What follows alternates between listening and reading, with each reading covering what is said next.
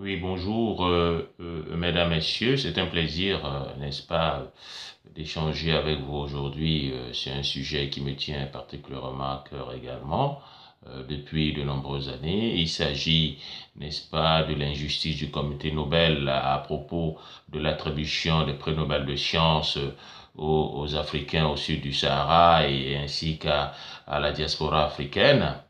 En effet, vous savez autant que moi l'importance qu'accorde chaque année, n'est-ce pas, les pays du monde dans l'attribution de ce prix Nobel, n'est-ce pas, qui est une distinction qui honore le pays d'origine, mais également le chercheur d'une manière générale. Partons tout d'abord de l'historique, n'est-ce pas, du prix Nobel. Il est important de souligner que c'est Alfred Nobel, éminent chimiste, inventeur de la dynamite et industriel, qui avait émis l'idée, n'est-ce pas, d'un prix Nobel qui récompenserait des scientifiques, mais également les personnes qui auront œuvré pour la paix dans le monde. Et c'est ainsi que, avant son décès, le 10 décembre 1896, plus précisément, c'était le 25 novembre, n'est-ce pas, 1895, soit pratiquement un an avant son décès, au club suédo-norvégien de Paris, qu'il avait écrit, n'est-ce pas, son testament dans lequel il souhaitait qu'à sa mort, un prix puisse exister pour récompenser 5 disciplines précises, en l'occurrence la physique, la chimie, la physiologie, médecine, la littérature, ensuite la paix. Le prix Nobel d'économie étant venu plus tard, en 1968, à l'initiative de la Banque de Suède, en l'honneur d'Alfred Nobel, et c'est pourquoi on appelle le prix Nobel d'économie encore le prix de la Banque de Suède de sciences économiques, n'est-ce pas? Et donc, avant son décès, Alfred Nobel avait laissé une fortune estimée à 32 millions de couronnes, ce qui équivaut aujourd'hui à environ 3 millions 520 000 euros, n'est-ce pas, pour justement attribuer ces prix-là. Et c'est le 29, n'est-ce pas, le 29 juin 1900 qu'a été créée la Fondation Nobel, dont le rôle est justement d'œuvrer à l'attribution de ces prix Nobel-là. Et ces prix Nobel sont généralement estimés, n'est-ce pas, autour de 850 000 euros par là, voilà, chaque année. Bref, c'est quand même un montant assez considérable, mais au-delà de ça, c'est surtout le prix en lui-même qui est à la fois un honneur pour le scientifique, mais également pour son pays d'origine. Donc, depuis que les prix Nobel existent, en 1901 à ce jour, c'est à peine 16, n'est-ce pas, Africains du continent, en dehors du quartet qui a obtenu le prix Nobel en 2015, qui est composé de 4 organisations de lutte pour les droits de l'homme en Tunisie. C'est environ 16 personnes, plus exactement, sur le continent africain, qui ont réussi à avoir un prix Nobel dans toutes les disciplines confondues à ce jour. Alors, pour essayer de faire l'historique de ces prix Nobel-là sur le continent africain, il faut dire que c'est en 1951 que le prix Nobel a été attribué à quelqu'un du continent africain. C'était un prix Nobel qui avait été décerné au biologiste sud-africain Mas Taylor pour ses découvertes, n'est-ce pas, sur la fièvre jaune et les moyens de combattre la maladie. Ensuite, en 1960, n'est-ce pas, c'est le Sud-Africain noir Zulu Albert Luthuli, n'est-ce pas, qui obtenait un prix Nobel de la paix. En 1978, c'était au tour du président égyptien noir El Sadat d'obtenir un prix Nobel de la paix. La même année, Un autre scientifique sud-africain, n'est-ce pas, d'origine occidentale, Alan MacLeod Cormack, obtenait également un prix Nobel de physiologie-médecine pour ses contributions remarquables à la tomodensitométrie, mieux connue aujourd'hui sous le nom du scanner. Ensuite, nous avons en 1984, le pasteur noir sud-africain Desmond Tutu obtenait également un prix Nobel de la paix. En 1986, c'était au tour de l'écrivain nigérian Wole Soyinka d'obtenir un prix Nobel de littérature. En 1988, c'est l'écrivain égyptien Naguib Mahfouz qui également a obtenu un prix Nobel de littérature. En 1991, le prix Nobel était décerné une fois de plus à une écrivaine, cette fois-ci, une sud-africaine du nom de Nadine Gordimer. En 1993, Nelson Mandela, bien connu, l'homme politique mondialement connu pour la lutte contre la liberté des Noirs et la fin de la ségrégation en Afrique du Sud, obtenait le prix Nobel de littérature, le prix Nobel de la paix, en compagnie, n'est-ce pas, de l'ancien président sud-africain, Frédéric de Klerk, qui a beaucoup œuvré à sa libération, mais également à la démocratisation de ce pays. Voilà, nous sommes en 1993. En 1999, un chimiste égyptien, n'est-ce pas, Ahmed Zeouel, qui vit aux États-Unis, obtenait un prix Nobel de chimie pour ses travaux remarquables à l'état de transition d'une réaction chimique. Voilà, nous sommes en 1999. En 2001, c'était au tour de l'ancien secrétaire général des Nations Unies et ghanéen, n'est-ce pas, Kofi Annan, d'obtenir le prix Nobel de la paix. En 2002, une fois de plus, c'est un scientifique sud-africain, n'est-ce pas, en l'occurrence Signe Brenner, qui obtenait un prix Nobel de physiologie-médecine pour ses travaux de recherche au sujet, n'est-ce pas, de la mort cellulaire génétiquement programmée. Voilà, ça c'est en 2002. En 2003, un écrivain sud-africain, une fois de plus, obtenait un prix Nobel de littérature. Il s'agit de John Maxwell Coetzee.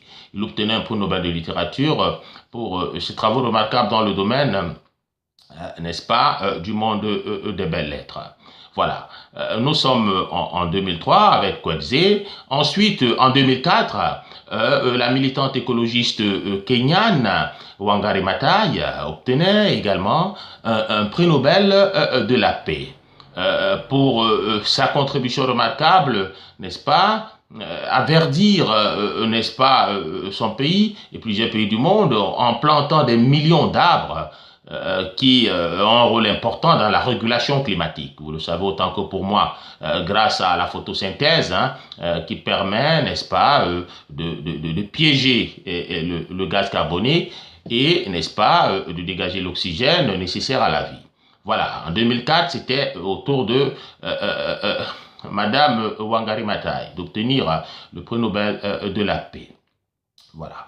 Ensuite, après 2004, il faut remonter à 2011 pour voir deux Africaines obtenir encore un prix Nobel, c'est des Libériennes. Il s'agit notamment de l'actuel président du Libéria, n'est-ce pas, Ellen Sirleaf Johnson, mais également la militante des droits de l'homme Lema Bowie, et d'obtenir un prix Nobel de la paix. Voilà, et enfin en 2015, il n'y a pas très longtemps, c'était le quartet qui est composé de 4 organisations tunisiennes de droits de l'homme qui ont obtenu le prix Nobel, n'est-ce pas, de la paix pour la contribution à la démocratisation du pays après le printemps arabe et les conséquences de ce pays, notamment avec le départ du dictateur Zinabidine Ben Ali.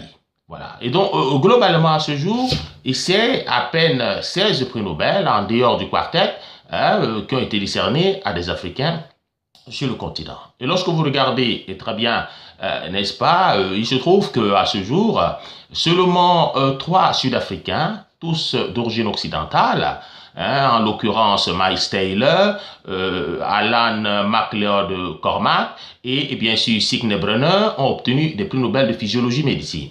En dehors de ces trois Sud-Africains d'origine occidentale, et c'est l'Égyptien Ahmed Ziwel qui a obtenu un prix Nobel de chimie. Et donc, sur le continent africain, il n'y a que 4 Africains qui ont obtenu des prix Nobel, n'est-ce pas, de sciences à ce jour. Sauf que ces 4 prix Nobel sont obtenus à la fois par des personnes d'origine occidentale et quelqu'un d'origine arabe.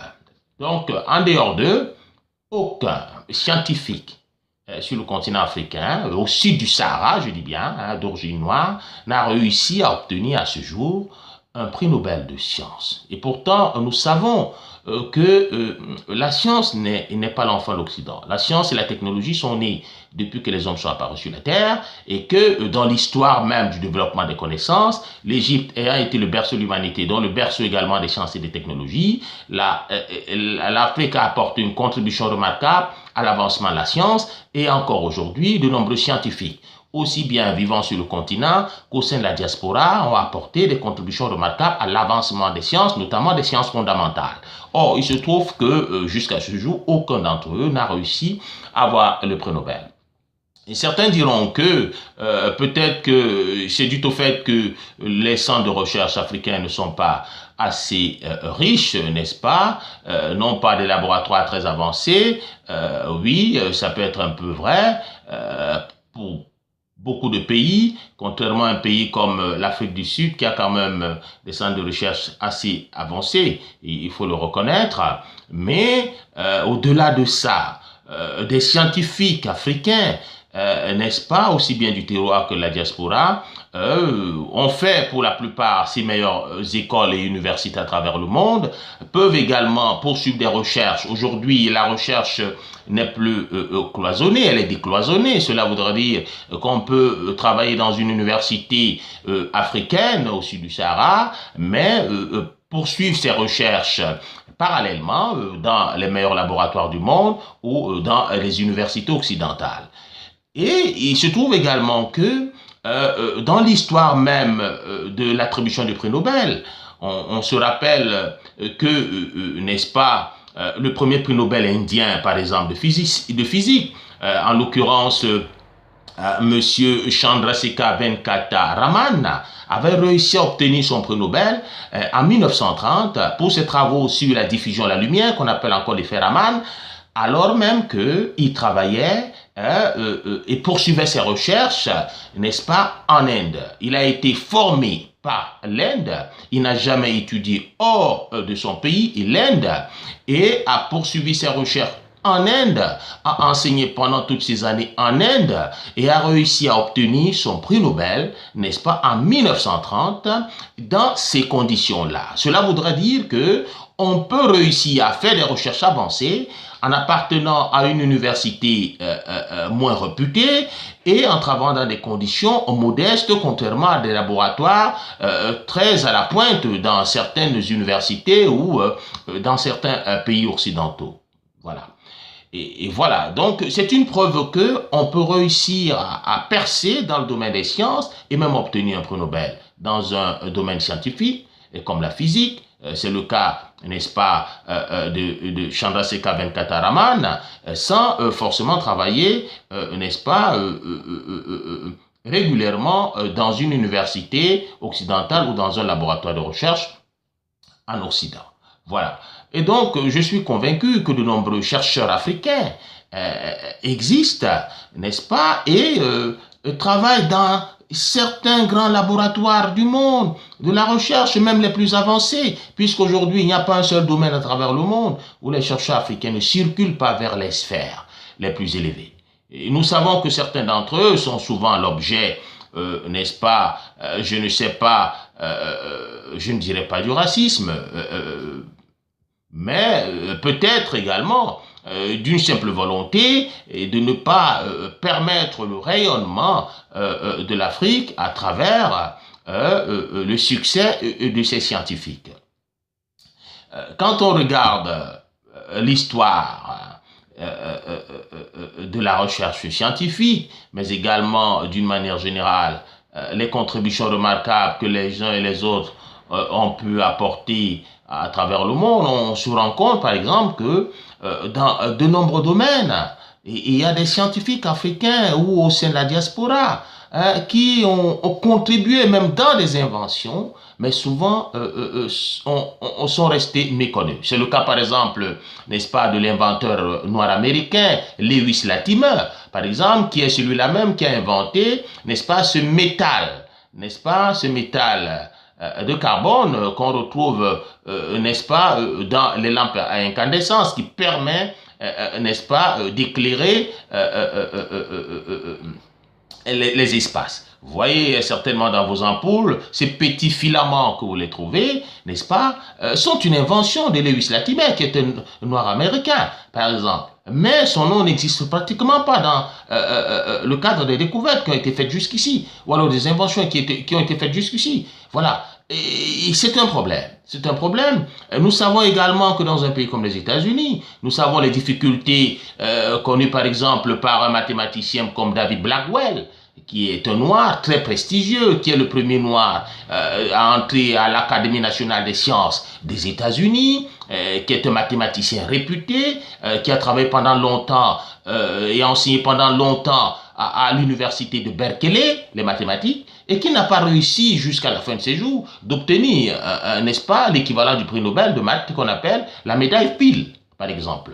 En dehors du prix de mathématiques von Neumann qu'il a réussi à obtenir, il n'a jamais réussi à avoir un prix Nobel. Pourtant, il était très prestigieux et très jeune. Jusqu'à la quarantaine, il avait fait des recherches très remarquables qui prouvaient que, justement, il pouvait avoir droit n'est-ce pas, à l'équivalent du prix Nobel, donc la médaille Fields, ou même le prix Abel, n'est-ce pas, qui permet d'honorer, n'est-ce pas, les mathématiciens qui ont apporté dans l'ensemble de leurs travaux de recherche des contributions assez remarquables. Voilà.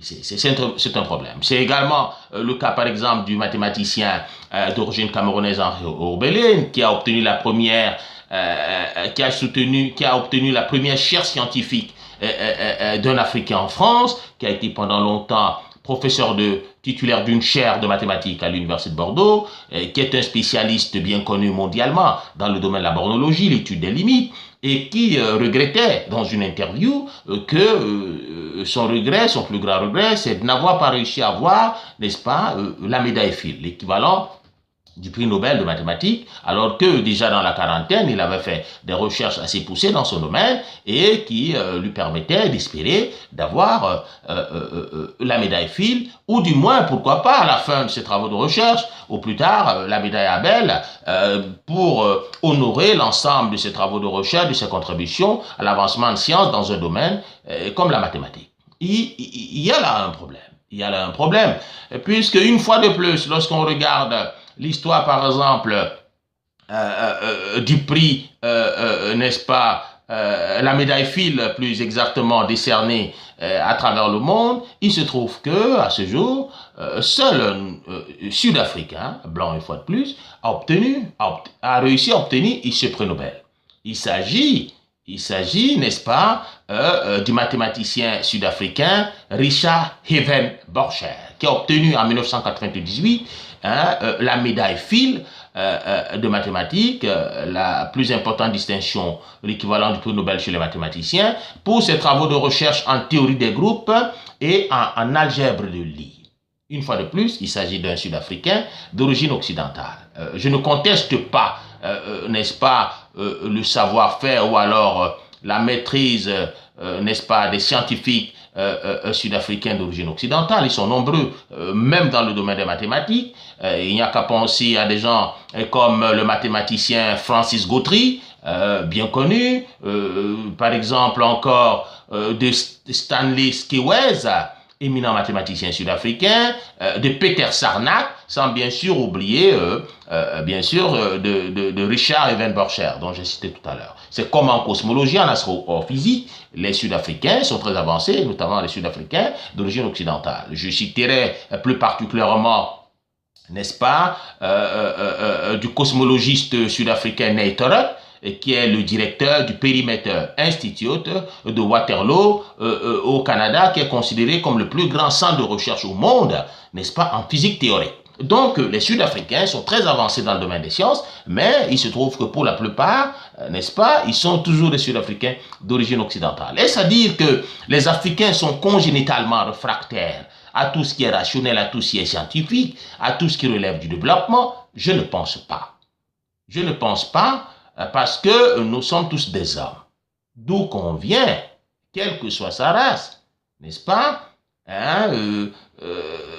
quel que soit son milieu social, nous sommes avant tout des humains et donc nous avons tous des connaissances. Et c'est comme il y a quelques décennies, d'aucuns avaient probablement pensé que des pays en Asie n'avaient pas toutes les chances de se développer ou de maîtriser la science et la technologie. Or, il se trouve aujourd'hui qu'il y a de nombreux prix Nobel qui sont d'origine asiatique, que ce soit des Chinois, que ce soit des Indiens, que ce soit des Japonais, des Coréens, voilà, ils en existent aujourd'hui. Et donc, notre souhait est visiblement que le comité Nobel puisse être plus impartial, n'est-ce pas, dans l'attribution des prix Nobel, et surtout que ce comité Nobel fasse tout ce qui est possible pour essayer de voir au plus près,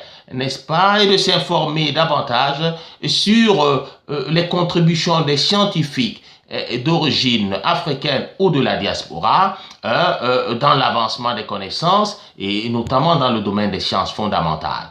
Pour honorer ces derniers s'il en faut, parce que non seulement cela est honorable pour le scientifique d'origine africaine qui travaille dans ces laboratoires-là, mais également cela est honorable pour le pays d'origine, pour le continent, et est une source d'émulation pour de nombreux jeunes en Afrique, n'est-ce pas, qui aspirent à faire des études dans le domaine des sciences ou qui hésitent à le faire sous prétexte qu'ils ne pourraient pas réussir. Des exemples de succès dans le domaine par des scientifiques d'origine africaine permettrait probablement, n'est-ce pas, à la jeunesse africaine, à de nombreux jeunes, à s'intéresser aux sciences et aux technologies, mais particulièrement aux sciences fondamentales, que ce soit la physique, la chimie, ou les mathématiques, la biologie et la physiologie médecine, n'est-ce pas, parce que ces derniers auraient trouvé des repères pour les encourager à poursuivre en avant. Lorsqu'on apprend par exemple que, comme ça a été le cas tout récemment, le cancérologue qui a réussi à opérer l'homme politique américain, n'est-ce pas, John McCain, de son cancer tout récemment, est un Camerounais d'origine, le docteur Fonkem, qui est un cancérologue réputé aux États-Unis, n'est-ce pas?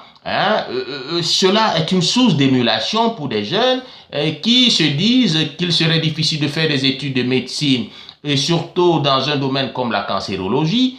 Voilà un exemple, par exemple, qui vient prouver que les Africains sont capables, n'est-ce pas, de prouesses dans leur discipline, s'ils le veulent réellement et s'ils se donnent les moyens pour cela.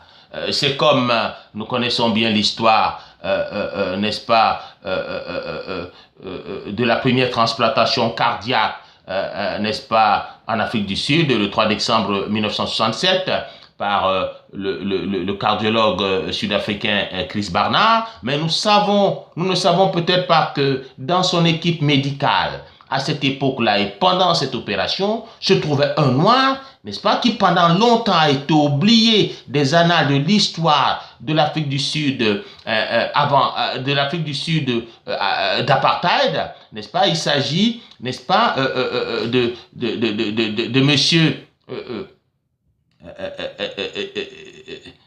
du docteur Naki, n'est-ce pas? Docteur Naki, qui est un autodidacte, il faut le dire, qui était un autodidacte, qui a appris sur le tas, qui au départ était jardinier à l'Université du Cap, qui plus tard a été sollicité pour entrer dans le cercle, n'est-ce pas, des anesthésistes. Et à force de travailler, n'est-ce pas, de travailler dur, hein, a réussi, n'est-ce pas, à avoir une réputation, à se retrouver dans l'équipe, n'est-ce pas, hein, de ceux qui ont participé, n'est-ce pas, à cette prouesse et à cette première mondiale lors de l'opération de transplantation cardiaque du professeur Chris Barnard en 1967. Voilà. Et il n'y a pas très longtemps que les gens ont entendu parler que dans cette équipe se trouvait M. Naki, qui est un noir sud-africain, mais qui pendant longtemps a été oublié. Et donc, j'ai peur que justement, dans l'attribution des prix Nobel, que souvent certains scientifiques africains qui ont peut-être apporté une contribution, ça peut être lors de leur thèse de doctorat, et que finalement, au lieu qu'ils soient honorés à la mesure de ce qu'ils ont apporté, que ce soit plutôt leur directeur de thèse, n'est-ce pas, qui puissent être honorés, hein, à leur place. Car cela a probablement existé dans l'histoire, n'est-ce pas, de l'attribution des prix Nobel. Nous savons également que n'est-ce pas, dans l'attribution des prix Nobel, généralement, pour ce qui est des domaines des sciences, il est difficile d'attribuer la même année un prix Nobel à 4 scientifiques. Généralement, on en donne à 3, pas à plus de 3 scientifiques, n'est-ce pas, pour le même prix Nobel. Or, il se trouve que certains scientifiques ont été marqués jusqu'aujourd'hui par le fait qu'ils ont peut-être apporté une contribution remarquable dans un domaine précis avec d'autres scientifiques à leur époque, mais finalement, lors de l'attribution du prix Nobel, on en a donné à 3, ils ont été oubliés. C'est le cas du, n'est-ce pas, du scientifique français Jean-Claude Sherman, par exemple, qui n'a pas réussi à obtenir un prix Nobel, et pourtant, ceux qui ont travaillé dans le même domaine que lui, hein, ont réussi à être choisis pour obtenir le prix Nobel, et lui, la 4e personne, n'a pas pu avoir le prix Nobel, et cela a fait d'ailleurs l'objet, n'est-ce pas, de beaucoup de problèmes lors de l'attribution de cette prix Nobel cette année-là, puisque tout le monde savait que Jean-Claude Sherman avait contribué de manière remarquable avec les autres 3 scientifiques qui ont obtenu le prix Nobel dans leur domaine, mais malheureusement, lui, est-ce une question de malchance, n'a pas vu son nom cité parmi ceux qui devaient être attribués, qui devaient obtenir ce prix Nobel-là. Et donc, c'est pourquoi j'ai jugé à faire cette vidéo, parce que certains diront que les chercheurs africains qui cherchent, n'est-ce pas, on en trouve, mais les chercheurs africains qui trouvent, on en cherche. Je pense qu'il en existe, qui non seulement cherchent, mais qui trouvent également, et il est important que le comité Nobel fasse des efforts pour honorer également ces derniers, parce que ils auront apporté leur contribution remarquable, et ce sera la preuve que la science, elle est humaine, appartient aux uns aux autres, d'où qu'on vient, quelle que soit sa race, mais qu'elle n'est pas uniquement une discipline qui appartient à certaines catégories de personnes ou alors à une aire géographique précise dans le monde, n'est-ce pas? Voilà, c'est très très très important, parce que les scientifiques africains, il en existe énormément. Je me rappelle encore d'un scientifique, un physicien d'origine camerounaise, qui disait il y a au moins 2 décennies, n'est-ce pas, que chaque année, il espère toujours obtenir un prix Nobel de physique. Il faisait des études très avancées dans le domaine de la physique des plasmas aux États-Unis et avait travaillé à cette époque-là dans le même laboratoire de recherche où a été découvert le premier laser par Theodor Harold de Meyman en 1960, n'est-ce pas? Et il espérait toujours obtenir un prix Nobel de physique, mais qu'il ne l'avait jamais. Ils sont nombreux comme ça. Hein. Je pense au physicien nigérian Gabriel Audi Oyibo, par exemple, n'est-ce pas, qui, dans ses travaux de recherche, a montré que la fameuse équation d'Einstein, énergie égale à mc carré, n'est-ce pas, n'était pas vraie dans tous les cas, et a élaboré une autre théorie, et venant prouver pratiquement le contraire de la théorie, n'est-ce pas, d'Albert Einstein, et met tous les scientifiques, physiciens, n'est-ce pas, au défi de pouvoir lui prouver le contraire par rapport à ses travaux de recherche et à sa fameuse équation. Jusqu'aujourd'hui, personne, jusque-là, n'a essayé. Donc, c'est la preuve que les scientifiques, n'est-ce pas, d'origine africaine, Ils sont nombreux à travers le monde, circulent vers les sphères les plus élevées de la connaissance et peuvent honorablement obtenir un prix Nobel de physique, de médecine, de chimie, non pas juste pour le simple plaisir, mais parce que justement ils auront apporté leur contribution remarquable à l'avancement des sciences. Il est important de souligner pour le cas du prix Nobel d'économie, par exemple, qu'un seul membre de la diaspora ou alors une seule personne, n'est-ce pas, d'origine africaine ou d'ascendance africaine, a réussi à obtenir un prix Nobel d'économie à ce jour, mais avec la nationalité britannique, il s'agit de Sir Arthur William Lewis. Sir Arthur William Lewis, qui est un éminent économiste britannique, mais originaire de la Caraïbe, mais plus exactement d'une petite île qu'on appelle le Sainte-Lucie dans les Caraïbes, n'est-ce pas, avait réussi à obtenir un prix Nobel d'économie pour ses travaux de recherche dans le domaine de la théorie du commerce, moteur du développement. Et si donc il a réussi avec brio à obtenir un prix Nobel d'économie, n'est-ce pas, malgré la nationalité britannique, et pendant longtemps été professeur à l'université de Cambridge en Grande-Bretagne, n'est-ce pas, c'est la preuve que des esprits existent, pas uniquement dans le domaine de la paix ou de la littérature, ou encore peut-être dans l'économie comme ça a été son cas, mais des prix Nobel également dans le domaine des sciences pures, n'est-ce pas? Les Africains sont capables de pouvoir les obtenir, que ce soit des Africains du terroir comme des Africains de la diaspora. Il est donc important que le comité Nobel mette fin à cette injustice, parce que comme disait Voltaire, l'injustice à la fin produit l'indépendance.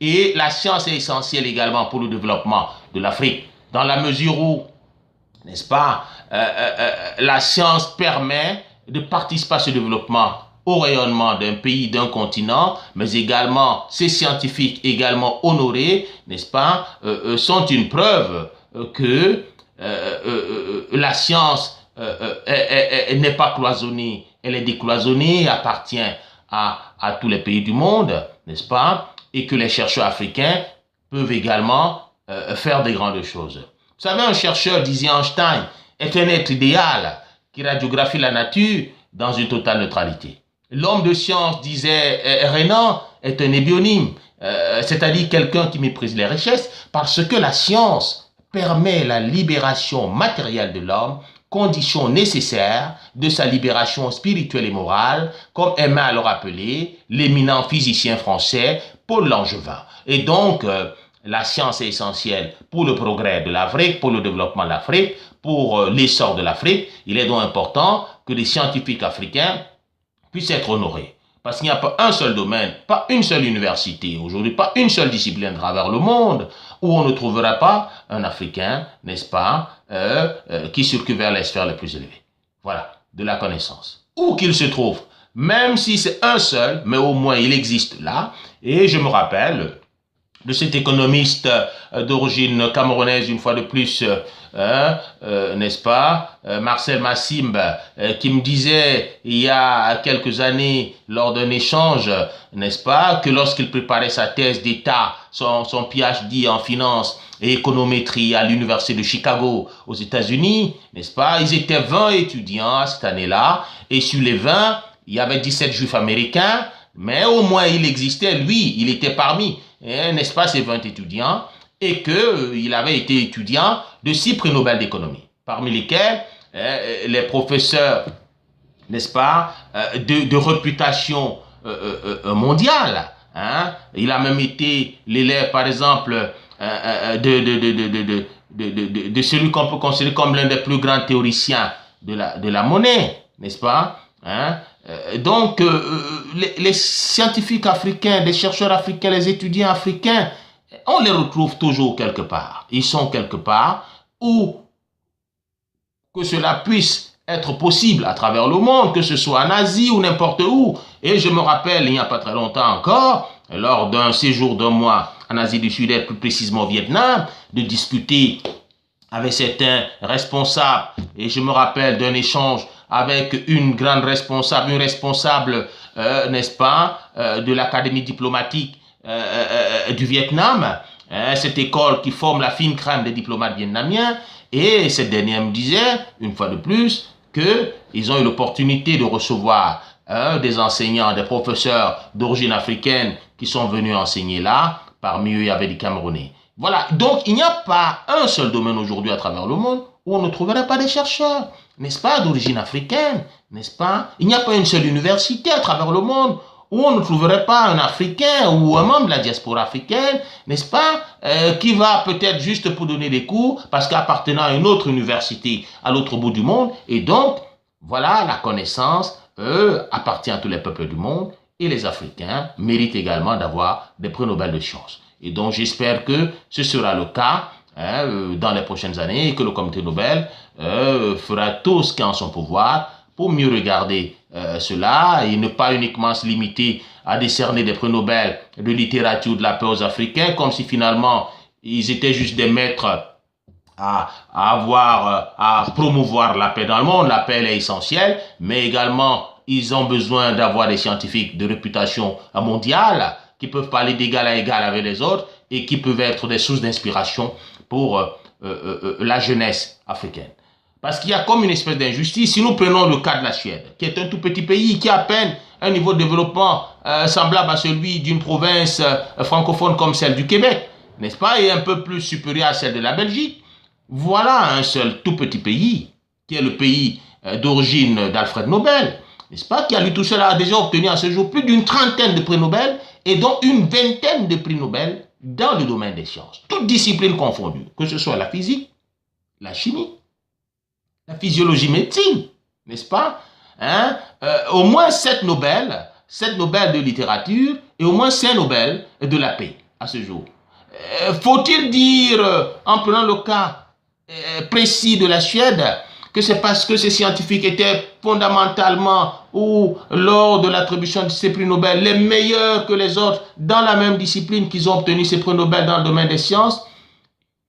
Il y a matière à se poser des questions. Ou alors c'est tout simplement parce que quelque part le prix Nobel ayant été fondé par un Suédois d'origine et aujourd'hui géré par une fondation Nobel et par conséquent avec l'influence de ce comité Nobel, mais aussi du pays en question, à savoir la Suède, est-ce que on ne pourrait pas se poser des points d'interrogation pour certains de ces prix Nobel attribués dans le domaine des sciences? Ou alors faudrait-il tout simplement montrer que, n'est-ce pas, les prix Nobel ne peuvent qu'être attribués qu'à certains à travers le monde et pas aux autres? Et il y a là matière à se poser des questions. Et donc, je pense que soit l'attribution des prix Nobel n'est pas si impartiale que l'on pense, en prenant le cas de la Suède à lui tout seul, qui a déjà obtenu pas moins d'une vingtaine de prix Nobel de sciences et plus d'une trentaine dans toutes les disciplines confondues, soit, n'est-ce pas, il faut reconnaître également aux Africains du terroir de la diaspora le mérite de pouvoir obtenir ces prix Nobel-là et de faire tout ce qui est possible pour que, n'est-ce pas, ces prix Nobel-là leur soient également accordés dans les domaines des sciences fondamentales, car cela est essentiel pour le développement, le rayonnement, la diplomatie, mais également comme source d'inspiration pour les générations futures, n'est-ce pas, de prendre à bras le corps le domaine des sciences et de pouvoir travailler à la transpiration de leurs efforts pour devenir demain après-demain des futurs Einstein ou alors des futurs Cheikh Modibo Diarra et bien d'autres encore, n'est-ce pas, qui vont honorer l'Afrique et sa diaspora à travers le monde. Voilà, c'est ce à quoi j'avais à échanger avec vous. J'espère que vous avez probablement apprécié, n'est-ce pas, cet échange. Merci beaucoup et à bientôt. Au revoir.